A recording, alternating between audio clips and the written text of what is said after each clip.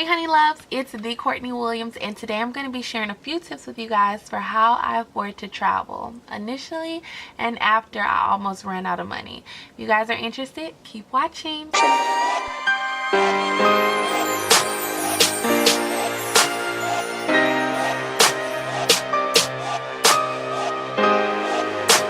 Okay, honey buns, let's jump right on in. I know a lot of times when people find out that I've been traveling for so long, they automatically think like, oh, she must be rich or she must have a bag of money hiding somewhere. And honestly, neither one is the case. I don't have a trust fund and I don't have some rich family member funding my travels. I'm literally figuring it out and embracing my journey as I go along, and I definitely think you guys can do the same. So I definitely want to share a few tips for anybody who is interested in traveling but may not have the money and trying to figure out how they can afford it, or for those people who may already be traveling but kind of new to the journey and may also be running out of coins. So let's jump on in with the first tip, which is to cut your expenses, not just as you're traveling but also before you even hop on that first flight. For me, I didn't save for years on top of years before I took my first flight out of America. I decided 2 months before I took this journey that I was gonna go, and I just took some action to make sure that that plan happened. So what I did was sell things. I literally sold my clothes, I sold my car, my furniture. Everything had to go if it couldn't fit into my suitcase. And then on top of that, I cut down all of my bills so that the only thing that I had to worry about as I traveled was my accommodations, what I was going to eat, what type of activities I was going to do, and things like that, like my current things, which made it so much easier to travel. So if you have a credit card bill, get that thing down to 0. If you have a car note bill, try to cut that down as well or pay it off before you go. Or if you have an apartment bill, try to get out that lease before you leave, because that will make it a lot less of a headache to survive as you're traveling along. Number 2 is to be flexible.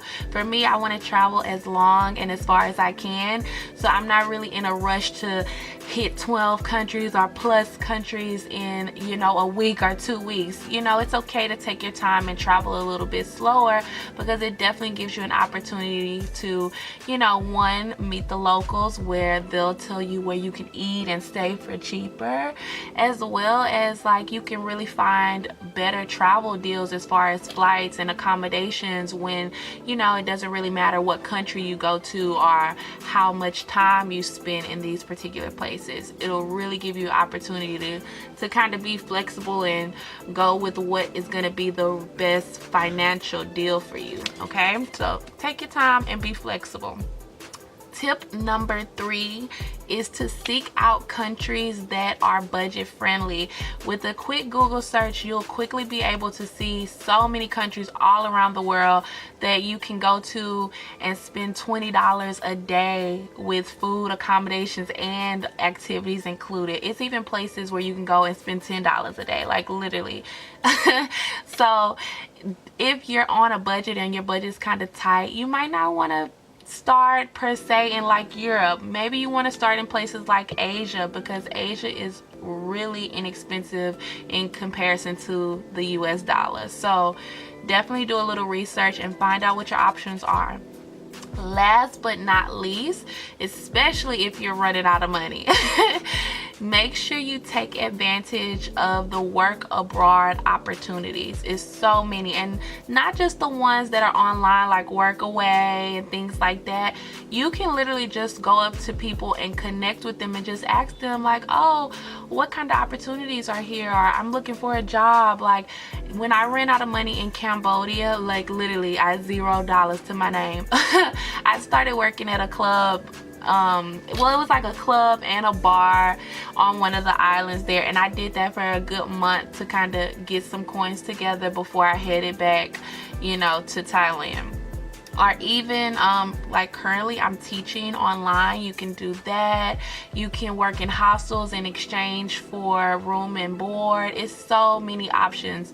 Just connect and talk to people and find out what's happening in whatever country you're going to, and people will let you know. Sign up for Facebook groups, like Hanoi particularly has Hanoi Massive Jobs. It's different things. So either do a quick Google search or talk to people and find out what type of travel abroad work opportunities are available in the country that you're in, and you'll be able to find out quickly. So that's going to be it for today, guys, as far as my tips for how I continue to afford traveling and how I've been making it shake. So if you guys have any questions, definitely leave that in the comments down below. Don't forget to like, comment, and subscribe, and I will see you guys next time. Remember, people will stare, make it worth their while. Bye, guys.